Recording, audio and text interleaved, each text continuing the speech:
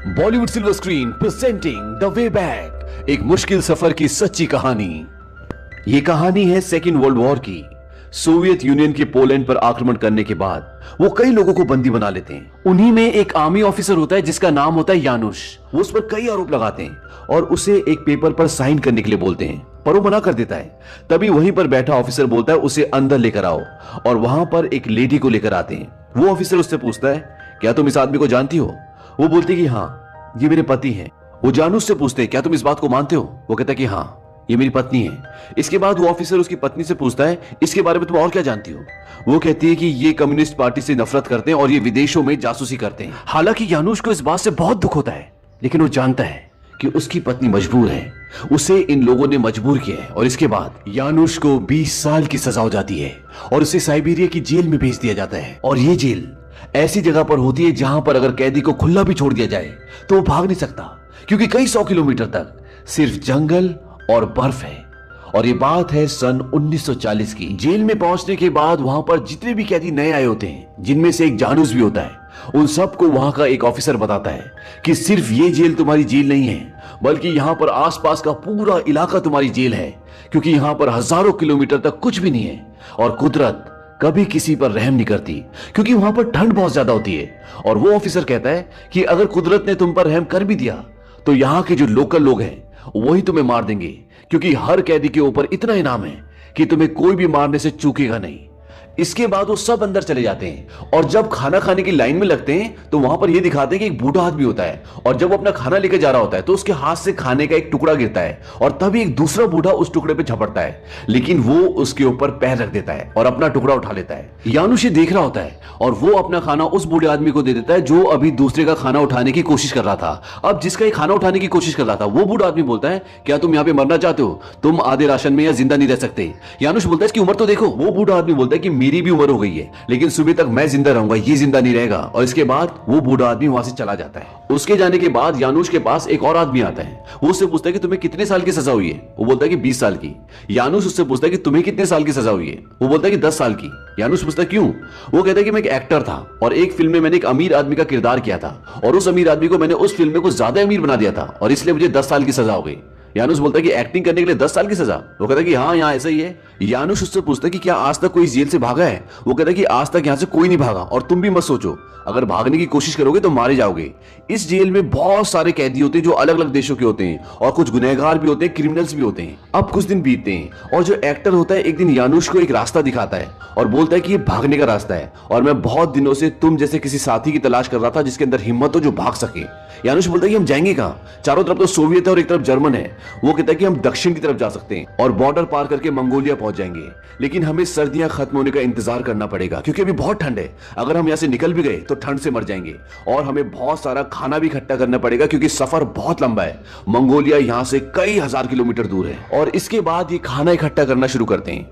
यहाँ पर इस जेल में ये सब लकड़ी काटने का काम करते हैं। ये जंगल में जाते हैं, लकड़ी काटते हैं, फिर वापस आ जाते हैं। और एक बार जब ये वापस आ रहे होते हैं तो बर्फ की हवाएं चलना शुरू हो जाती है, और यहाँ पर इतनी ठंड होती है कि उन हवाओं से 4-5 लोग वहीं पर मर जाते हैं। और वहां पर एक बूढ़ा आदमी होता है जिसका नाम होता है मिस्टर स्मिथ। वो बोलता है कि हमें जंगल की तरफ जाना चाहिए, नहीं तो हम मर जाएंगे। लेकिन जो इनका इंचार्ज होता है वो बोलता है कि नहीं, हमें यही रुकना होगा, हम जंगल में नहीं जा सकते, क्योंकि वो जानता है कि जंगल से कैदी भाग सकते हैं। लेकिन मिस्टर स्मिथ उसकी बात नहीं मानते और वो वहां जंगल की तरफ चलना शुरू कर देते हैं। वो उन्हें बोलता है कि मैं तुम्हें शूट कर दूंगा, लेकिन वो नहीं रुकते। वो जानते हैं कि अगर मैं यहां रुका तो मर जाऊंगा। इसके बाद उनका इंचार्ज बोलता है कि चलो सब जंगल में चलो, और वो सब के सब जंगल में चले जाते हैं, और इस तरह से इनकी जान बच जाती है। अगले दिन इन सबको बुलाते और लाइन में खड़ा करते हैं, और एक आदमी आता है जो इनका ऑफिसर होता है। वो मिस्टर स्मिथ को बुलाता है, कहता है तुम्हें ठंड बहुत लगती है ना, तुम बाहर आओ। और ऐसी कर करके बहुत सारे लोगों को बाहर निकालता है, जिसमें यानुश भी होता है। मिस्टर स्मिथ बोलते हैं कि कल ही मार दिया होता तो अच्छा था, ये हमें खदान भेज रहे हैं और वहां पर सिर्फ मौत है, क्योंकि वहां पर बहुत पॉल्यूशन होता है और वहां पर मौत के अलावा उन्हें कुछ नहीं मिल सकता था। अब जब वो वहां पे काम करते हैं तो यानुश को हेलुसिनेशन होना शुरू हो जाते हैं, यानी कि उसे भ्रम होना शुरू हो जाते हैं, और उसी भ्रम में उसे अपना घर दिखता है, और घर के बाहर एक पत्थर होता है जिसके नीचे चाबी होती है, और वो उस पत्थर को उठाकर चाबी निकालकर अपने घर के अंदर जाना चाहता है। और वहां पर गार्ड होता है और गार्ड उसे गोली मारने वाला होता है कि तभी वहां पर मिस्टर स्मिथ आ जाते हैं। वो उसे बचा लेते हैं। वो बोलते हैं कि तुम पागल हो गए हो क्या, गार्ड तुम्हें गोली मार सकता था। वो बोलता है कि मैं यहां नहीं रुक सकता, मुझे निकलना होगा। मैं एक एक्टर को जानता हूं जिसके पास एक प्लान है। मिस्टर स्मिथ बोलते कि वो झूठा है, और जब मैं नया नया यहाँ पर आया था तो उसने भी मुझे यही बोला था, लेकिन मैं तुम्हारे साथ चलने के लिए तैयार हूँ। यानुश बोलता है कि तुम मेरे साथ क्यों चलने के लिए तैयार हो? वो कहते कि मैं तुम्हारी कमजोरी जानता हूँ। वो कहता है क्या? वो कहता है कि तुम्हारी इंसानियत, क्योंकि ये बूढ़ा वही आदमी होता है जब शुरू शुरू में इसके हाथ से खाना गिर गया होता है और दूसरा बूढ़ा आदमी इसका खाना छीनने की कोशिश कर रहा होता है, तो ये उसे अपने पैर से दबा लेता है और तब यानुश उस दूसरे बूढ़े आदमी को अपना खाना दे देता है। तो इसीलिए इसे पता होता है कि अगर मैं छूट जाऊंगा, बीमार हो जाऊंगा, तो यानुश मेरी मदद करेगा। और धीरे धीरे ये 7 लोग इकट्ठा हो जाते हैं जो यहां से भागना चाहते हैं, जिसमें एक यानुश होता है, एक मिस्टर स्मिथ होते हैं, एक क्रिमिनल होता है, एक आर्टिस्ट होता है और एक आदमी होता है जिसको रात को नहीं दिखता, और एक एक्टर, और इनके साथ एक और होता है। यानी कि टोटल 7 लोग हैं जो यहां से भागना चाहते हैं। एक दिन तेज हवाएं चल रही होती है और यानुश बोलता है कि आज रात को यहां से निकलने का सबसे अच्छा मौका है, क्योंकि जब हम आगे बढ़ेंगे तो हमारे पैरों के निशान अपने आप मिट जाएंगे और गार्ड्स को नहीं पता चलेगा कि हम किस तरफ जा रहे हैं। और उस रात को वो जनरेटर बंद कर देते हैं और जनरेटर सिर्फ 10 मिनट के लिए बंद हो सकता है, और 10 मिनट के अंदर वो लोहे की तारें काट के सातों के साथ वहां से भाग जाते हैं। और जब गार्ड्स को ये बात पता चलती है तो वो उनका पीछा करना चाहते हैं, लेकिन हवाएं बहुत तेज होती है और इसलिए गार्ड्स को कुछ भी नहीं दिख रहा होता, और इसके बाद वो उनके पीछे कुत्ते छोड़ देते हैं। अब ये सब के सब भाग रहे होते हैं और इनके पीछे कुत्ते हैं, और हवाएं इतनी तेज होती है, इतनी ठंड होती है कि इन्हें आगे कुछ भी नहीं दिख रहा होता। तब यानुश एक आदमी से बोलता है जो क्रिमिनल होता है कि मुझे तुम अपना चाकू दो, और वो जब यानुश को अपना चाकू देता है तो यानुश पेड़ की छाल काटकर सबके लिए मुखौटे बना देता है, ताकि उनके चेहरे पर ठंड ना लगे, हवा ना लगे और वो आगे बढ़ सकें। और जब मुखौटे बन जाते हैं तो सब के सब धीरे धीरे वहां से आगे बढ़ना शुरू करते हैं। और पूरी रात चलते चलते अगली सुबह तक वो साइबेरिया की जेल से काफी दूर पहुंच जाते हैं। हालांकि इतना भी दूर नहीं होता, लेकिन यहाँ पर बर्फ इतनी गहरी होती है कि गार्ड्स के लिए भी उन तक पहुंचना बहुत मुश्किल है। और सुबह सब वो देखते हैं कि उनके पास खाने के लिए क्या क्या चीजें हैं। उनके पास कुछ ही हफ्तों का राशन होता है और उनका सफर बहुत लंबा है। मिस्टर स्मिथ यानुश को बोलते हैं कि तुमने इस क्रिमिनल पर भरोसा करके अच्छा नहीं किया, क्योंकि वो बहुत ही क्रूर होता है और जेल में उसने एक आदमी को सिर्फ इसलिए मार दिया था क्योंकि उसे उसका स्वेटर चाहिए होता है। यानुश बोलता है कि उसके पास चाकू है और हमें उसके चाकू की जरूरत होगी। अब वो आगे बढ़ना शुरू करते हैं और यानुश परछाई के जरिए उन्हें रास्ता दिखाता है। उन्हें दक्षिण की तरफ जाना है क्योंकि उन्हें साइबेरिया का बॉर्डर पार करना, उसके बाद मंगोलिया पहुंचना है, जो कि यहां से बहुत दूर है। अब रात होने वाली होती है, वो एक जगह बैठ जाते हैं और वो बोलते हैं कि हमें खाना चाहिए, हमें मांस चाहिए, नहीं तो हम चल नहीं पाएंगे। उनमें से एक बोलता है कि मैं जाल बिछा सकता हूं, हम शिकार पकड़ सकते हैं। यानुश बोलता है कि नहीं, हमें लगातार चलना होगा और हम एक जगह पर इतना वक्त नहीं रुक सकते। जो क्रिमिनल होता है बोलता है कि हम गांव चलते हैं, वहां हमें खाना मिल जाएगा। वो बोलते हैं कि हमें वहां कोई खाना नहीं देगा, बल्कि हम पकड़े जाएंगे। वो क्रिमिनल बोलता है कि हम चुरा लेंगे, लेकिन उसकी बात से कोई सहमत नहीं होता। यानुश बोलता है कि रात होने वाली और आज रात को बहुत ठंड होगी और सबको बहुत सारी लकड़ियां लेके आनी है, और सब लकड़ियां लेने के लिए जाते हैं। अब इनमें से जो एक आदमी होता है जिसको रात को नहीं दिखता और दिन में दिखता है, तो वो जब लकड़ियां लेने के लिए जाता है, वापस आते हुए वो रास्ता भूल जाता है। और जब सब वापस आ जाते हैं तो वो देखते हैं कि उनमें से एक आदमी कम है। दरअसल इन्हें नहीं पता होता कि उसे रात को नहीं दिखता। इनमें से एक ही आदमी होता है जिसे ये बात पता होती है। वो बोलता है कि उसे रात को नहीं दिखता और इसके बाद वो उसे ढूंढने के लिए जाते हैं, आवाजें लगाते हैं, लेकिन उसका कुछ पता नहीं चलता। और जब सुबह होती है तो वो आदमी उनसे थोड़ी दूर बैठा होता है और वो जम के मर चुका होता है। वो उसे वहीं दफनाते हैं और आगे का रास्ता तय करते हैं। इन्हें चलते चलते कई दिन हो चुके हैं और बर्फीला इलाका पीछे छूट चुका है। ये एक जंगल के रास्ते होते हुए आगे बढ़ रहे होते हैं। ये सब भूखे हैं, कमजोर हैं और अब इन सबको ये लगता है कि ये नहीं बचेंगे। हालांकि जिस झील तक ये पहुंचना चाहते हैं, प्लान के मुताबिक इन्हें वहां पर एक हफ्ते पहले पहुंच जाना चाहिए था, लेकिन अभी भी ये वहां से बहुत दूर होते हैं। और एक दिन जब ये सो रहे होते हैं तो उन्हें कुछ जानवरों की आवाजें आती हैं, और जब ये उन आवाजों की तरफ जाते हैं तो देखते हैं कि कुछ भेड़ियों ने एक शिकार किया होता है। ये भागते हुए उस तरफ जाते हैं, सारी भेड़ियों को भगा देते हैं और उस शिकार को जानवरों की तरह खाते हैं, क्योंकि ये भूखे हैं और अगर ये नहीं खाएंगे तो मर जाएंगे।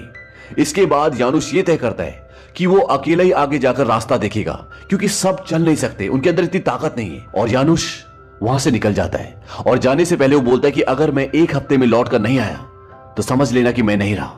यानुश आगे का सफर तय करता है। उसे बहुत तकलीफ होती है, वो भूखा है, वो कमजोर है और आगे लंबा रास्ता, लेकिन यानुश चलता जाता है और वो अब मरने की कगार पर है।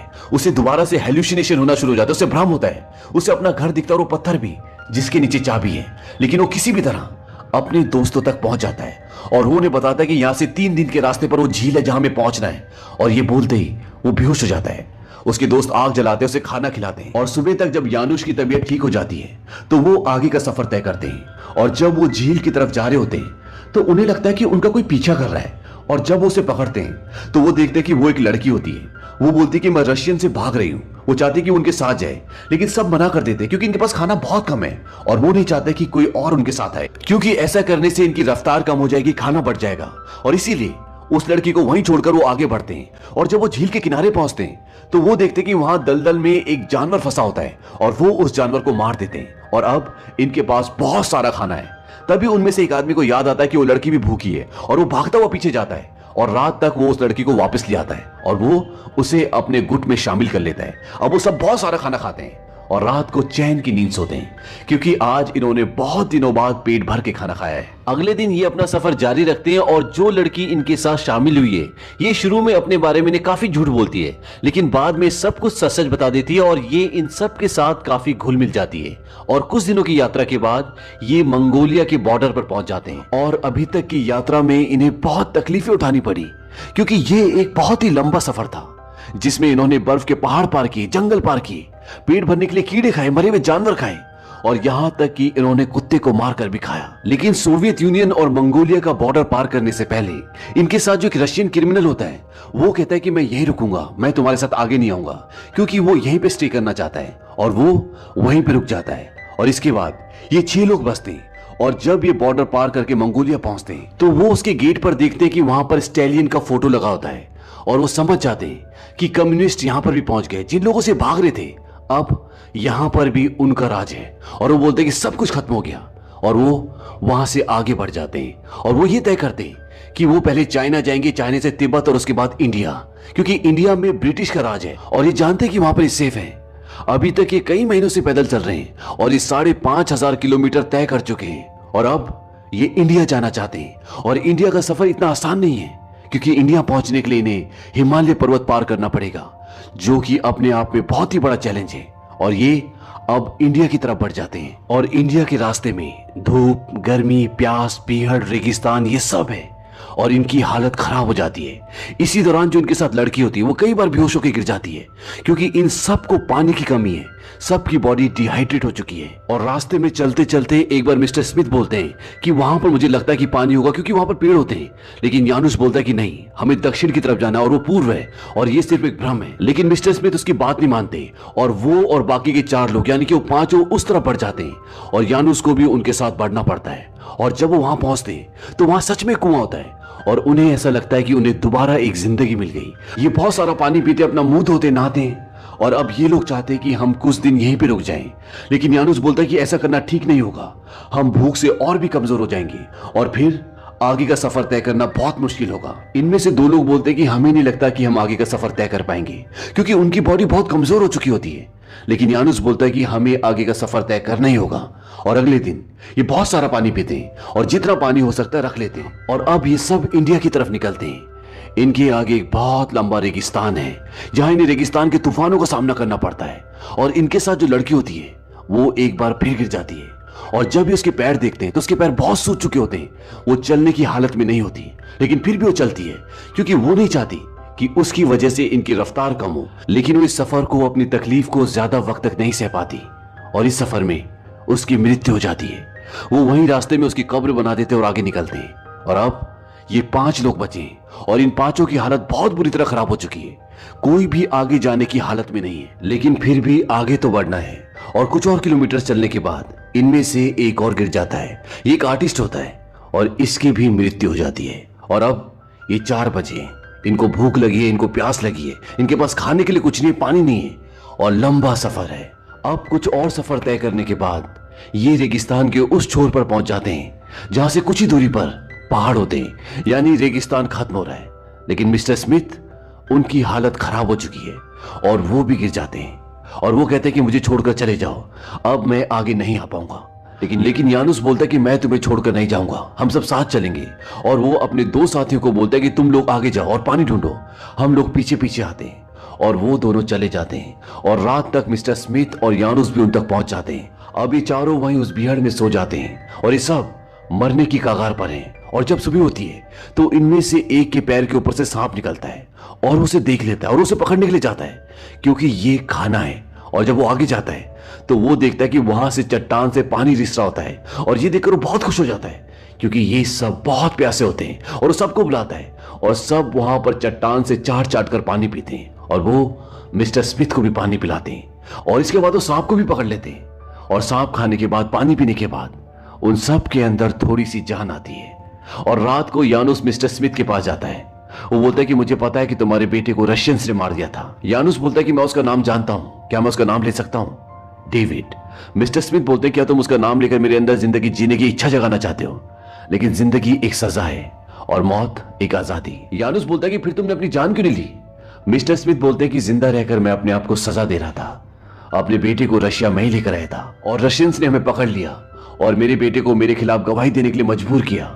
और जब उसने मजबूरी में मेरे खिलाफ गवाही दी, उसके बाद उन्होंने मेरे बेटे को मार दिया, जिस तरह से तुम्हारी बीवी को तुम्हारे खिलाफ गवाही देने के लिए मजबूर किया था। यानुस बोलता है कि मेरी बीवी जिंदा है, मैं जानता हूं, वो मरी नहीं है और मैं नहीं चाहता कि वो भी तुम्हारी तरह पश्चाताप करे, इसीलिए मैं उससे मिलना चाहता हूं। और मैं जानता हूं कि उसने जो मेरे खिलाफ गवाही दी है उसके लिए वो खुद को दोषी समझ रही होगी, जिस तरह तुम समझते हो। इसीलिए मैं किसी भी हालत में उससे मिलना चाहता हूं। अगली सुबह वो चारों वहां से निकल पड़ते हैं और कई 100 किलोमीटर का सफर तय करने के बाद वो the great wall of China तक पहुंच जाते हैं। लेकिन वो चाइना नहीं रुक सकते क्योंकि चाइना और जापान के बीच में जंग चल रही है और इसीलिए वो तिब्बत की ओर बढ़ते हैं। और एक बार फिर उनके सामने बर्फ के पहाड़ आते हैं। लेकिन वो तिब्बत तक पहुंच जाते हैं और तिब्बत के लोग उनका स्वागत करते हैं, उन्हें खाना देते हैं और वो बोलते हैं कि यहां से इंडिया जाने के लिए सिक्किम से एक रास्ता है, लेकिन अभी सर्दियों का टाइम है और अगर तूफान आया तो तुम फंस जाओगे। फिलहाल तुम यहीं रुको, जब मौसम बदल जाए तो तब चले जाना, तब तक मेरे आदमी तुम्हारा ध्यान रखेंगे। और ये कहकर वो सब वहां से चले जाते हैं। यानुस बोलता है कि मैं यहाँ नहीं रुक सकता, मुझे आगे जाना होगा। अगर हम एक बार यहाँ पे रुक गए तो हम थक जाएंगे, फिर आगे नहीं जा पाएंगे। मिस्टर स्मिथ बोलते हैं कि मैं चाइना जाऊंगा, मुझे पता चला है कि वहां पे यूएस मिलिट्री का प्रोग्राम चालू है और ये लोग मुझे चाइना भेज सकते हैं और वहां से मैं सीधा अमेरिका चले जाऊंगा क्योंकि ये एक अमेरिकन होते हैं। और रात को ये सब वहीं सो जाते हैं। लेकिन सुबह यानुस और उसके 2 साथी वहां से निकल जाते हैं और मिस्टर स्मिथ वहीं रुक जाते हैं। अब कई पहाड़ों को पार करने के बाद फाइनली ये तीनों इंडिया पहुंच जाते हैं और इंडिया में इनका बहुत अच्छे से स्वागत करते हैं। इंडिया पहुंचने के लिए इन्हें 6400 किलोमीटर का सफर तय करना पड़ा। ये कई महीनों से पैदल चल रहे होते हैं। मौत से लड़के इंडिया पहुंचते हैं और अब सबका सफर खत्म हो जाता है, लेकिन यानुस का नहीं, क्योंकि पोलैंड अभी भी आजाद नहीं हुआ। वो अभी भी कम्युनिस्ट के अंडर है, वो उनके कब्जे में है। लेकिन यानुस अगले 50 सालों तक अपने घर नहीं जा पाया। वो देश विदेश घूमता रहा क्योंकि अगर वो पोलैंड जाता तो उसे दोबारा पकड़ लिया जाता। और जब सन 1989 को पोलैंड आजाद हुआ, उसके बाद यानुस अपने घर जाता है और कहानी के अंत में वही सीन दिखाते हैं जो बार बार उसको भ्रम होता था। एक पत्थर के नीचे चाबी है और वो चाबी उठा के दरवाजा खोलना चाहता है। यानुस बूढ़ा हो चुका है और वो पत्थर उठाता है, चाबी खोलता है और अंदर जाता है जहां पर उसकी बीवी होती है। वो भी अब बूढ़ी हो चुकी है। वो उससे मिलता है और वो दोनों एक दूसरे के गले लगकर बहुत रोते हैं और इसी के साथ ये सच्ची कहानी खत्म हो जाती है। ये पूरी कहानी सन 1939 की थी, जब सेकेंड वर्ल्ड वॉर चल रहा था। उस वक्त पोलैंड के वेस्ट पर हिटलर ने, जो कि जर्मनी का लीडर था, और पोलैंड के ईस्ट पर स्टैलियन ने, जो कि सोवियत का लीडर था, इन दोनों ने कब्जा कर लिया था। इसी के चलते स्टैलियन ने पोलैंड के बहुत सारे लोगों को बंदी बना लिया था और यानुस भी उन्हीं में से एक था, जिसकी कहानी हमने आपको सुनाई है। दरअसल इस कहानी पर एक किताब लिखी गई थी और उसके बाद सन 2010 में इस सच्ची घटना पर द वे बैक मूवी बनी। अगर हमसे कुछ इन्फॉर्मेशन छूट गई हो या आपको इस बारे में कोई भी इन्फॉर्मेशन हो तो हमारे कमेंट बॉक्स में जरूर लिखें।